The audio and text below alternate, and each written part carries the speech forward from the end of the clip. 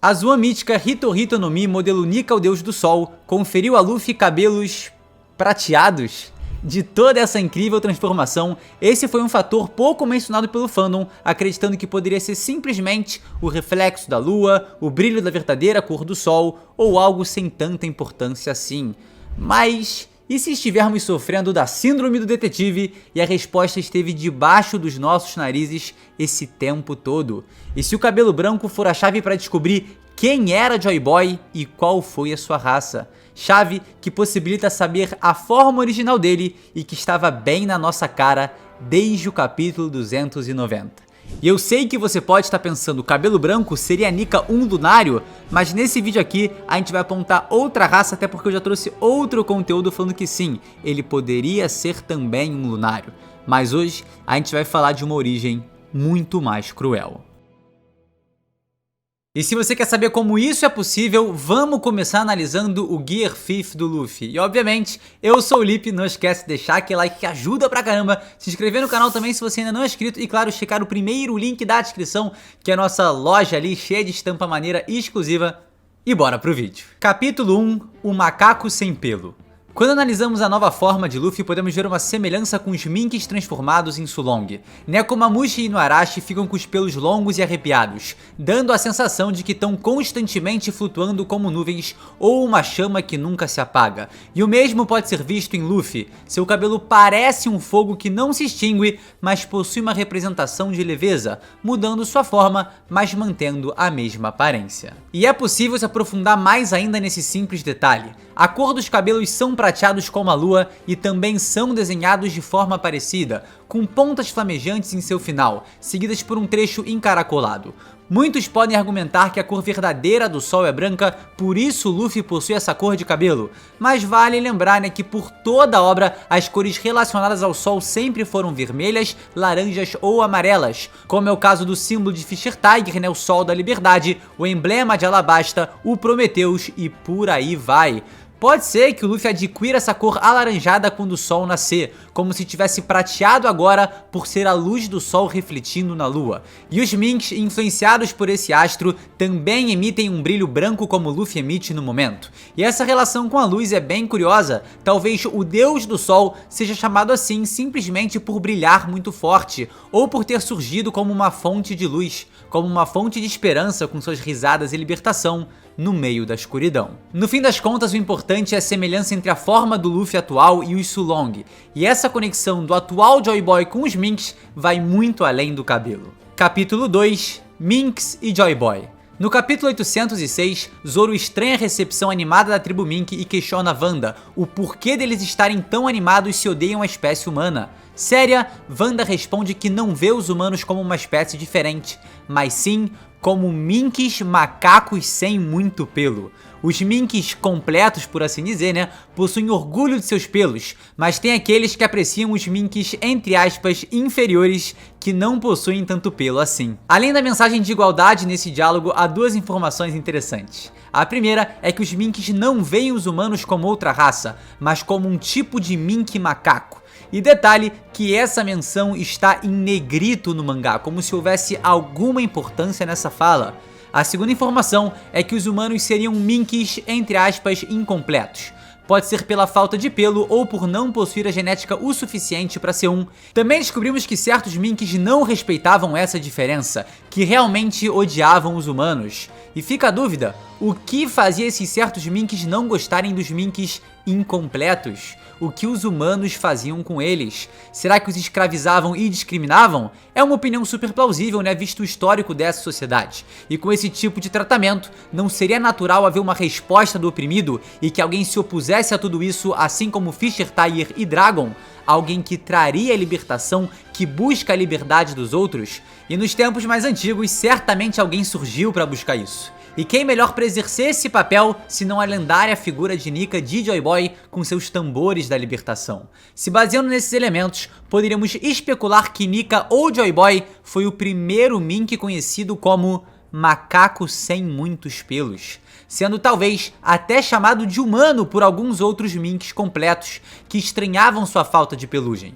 O importante aqui é a gente entender que a origem de Nika pode estar totalmente relacionada ao povo mink, só que ele era um pouco diferente. Um pouco mais à frente eu vou fazer as conexões que fortalecem essa ideia, mas por agora a grande questão é a gente entender que ele seria o elo perfeito para a igualdade entre os minks e os humanos, um meio termo entre os dois, aquele que com seus poderes batucou em seu coração um ritmo de alegria que simbolizou a liberdade e teve esse som eternizado em Skypiea, onde a onomatopeia dos tambores do ritual dos deuses é a mesma das batidas do coração de Luffy despertado.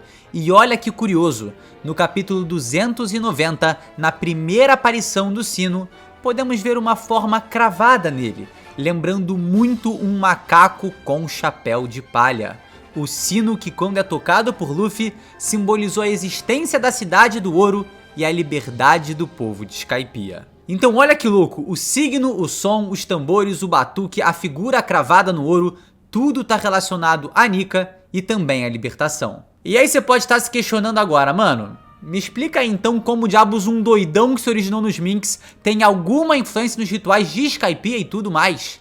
É o seguinte, é possível que o olho esquerdo de Jaya, sumido há séculos, seja na realidade Zou. Eu trouxe isso recentemente numa teoria sobre Zunisha e acho que faz muito sentido pra essa também. Antes mesmo de Skypiea ser formada, Zou foi retirada e colocada nas costas do elefante colossal que vaga com ela há mais de 800 anos. E daí que viria a relação dos minks com a tribo celeste, pois aquela parte específica de Jaya, uma terra que era unificada antigamente, teria sido colocada em Zunisha. Então se Jaya antes possuía as regiões de Shandora e também de Zou, a lenda de Nika poderia ter facilmente se espalhado por toda essa região. Por isso em Shandora, o que seria a ilha irmã de Zou, há o símbolo do macaco com chapéu de palha em seu sino sagrado, uma representação de Nika. Essa relação de humanos e minks em Jaya também justificaria a forma de Shoujo e Masira, que se assemelham muito a macacos, minks, né? Mas na realidade são humanos, ou seja, são macacos sem muito pelo. Em Jaya, como havia Shandians, humanos e minks, poderia haver ali uma troca de beijos na boca, né, entre as raças, originando seres mistos como Shoujo e também Masira. E quem sabe não foi através da relação de humanos e minks que o próprio Nika pode ter nascido. Isso justificaria seu brilho prateado como os minks no luar e a sua forma muito mais humana.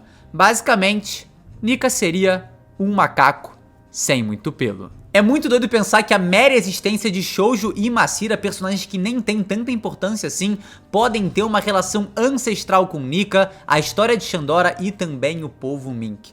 E assim, com essas informações, vamos especular um pouco sobre o que aconteceu pro primeiro macaco de pouco pelo se tornar uma lenda. Capítulo 3, a origem e a trajetória de Nika.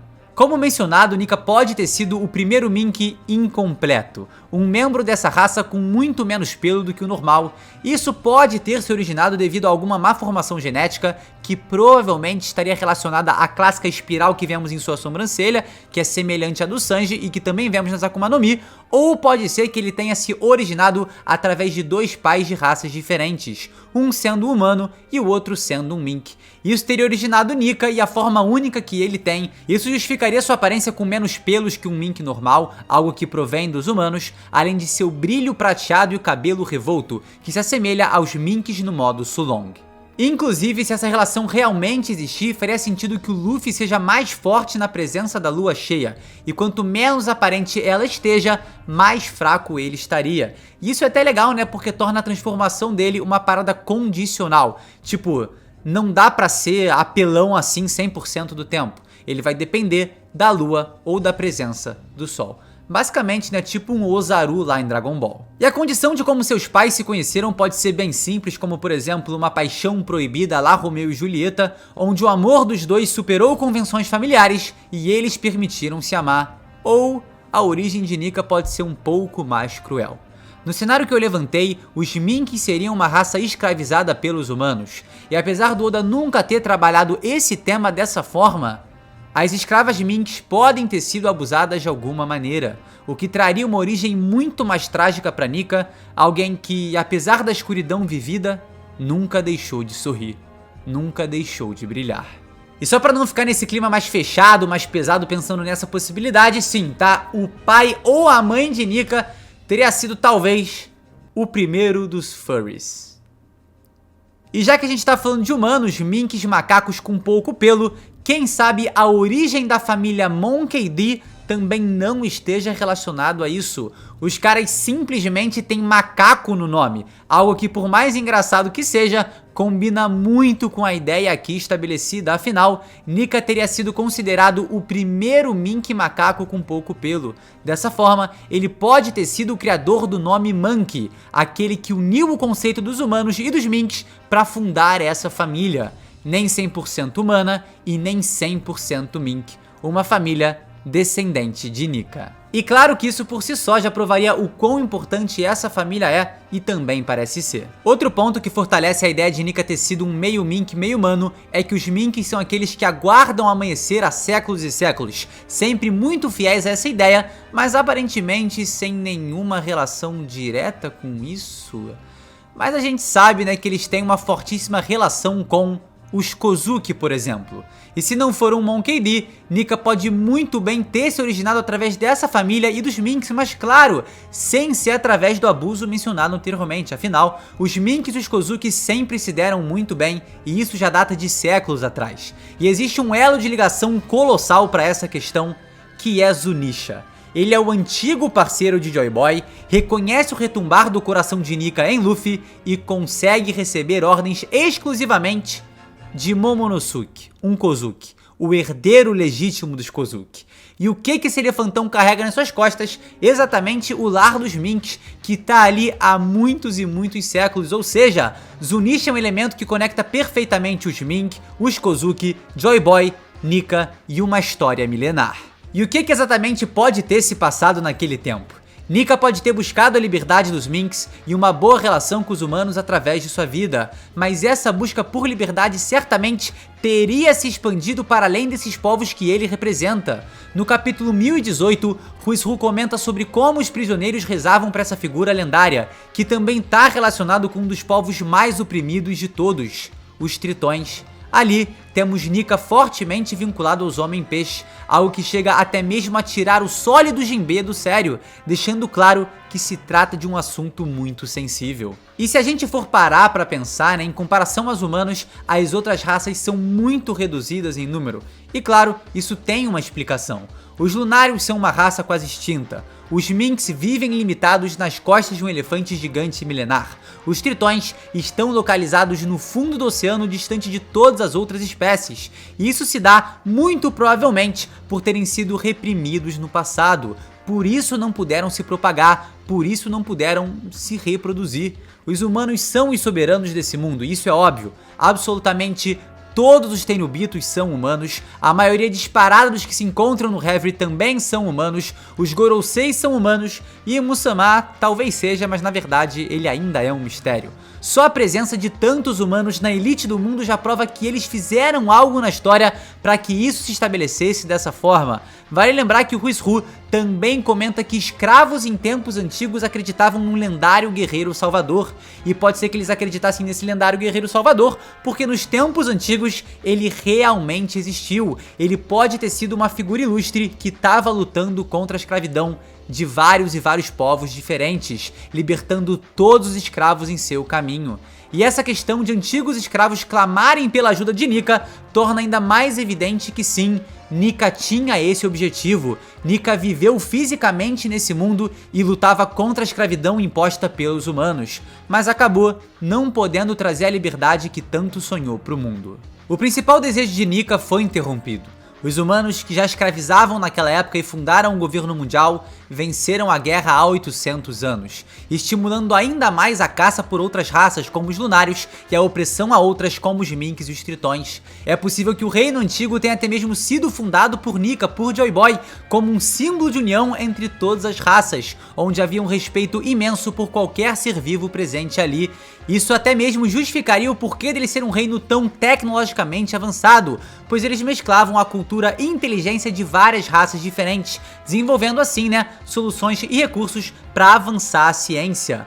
Mas o sonho do primeiro Mink sem tanto pelo assim não pôde ser realizado, pois o amanhecer do mundo não estava destinado para acontecer naquele momento. Hoje, 800 anos depois, um garoto carregando o mesmo chapéu de palha, o mesmo sobrenome e os mesmos poderes, batalha à sua própria e singela maneira para realizar um feito que ninguém nunca foi capaz de fazer. Monkey D. Luffy simplesmente luta pelo que acha certo, sem ter ideia de que ao passo que avança, está cada vez mais perto de mudar o mundo.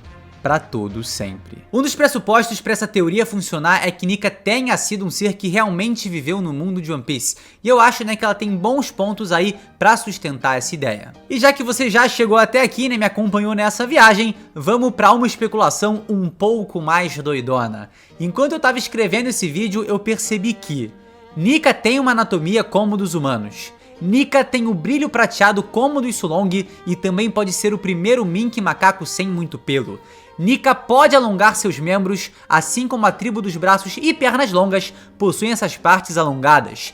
Nika consegue se transformar em um gigante, Nika consegue conjurar fogo como um lunário, Nika consegue ficar pequenininho como um tontata e parece que Nika também consegue ouvir a voz de todas as coisas, uma habilidade original da tribo dos três olhos.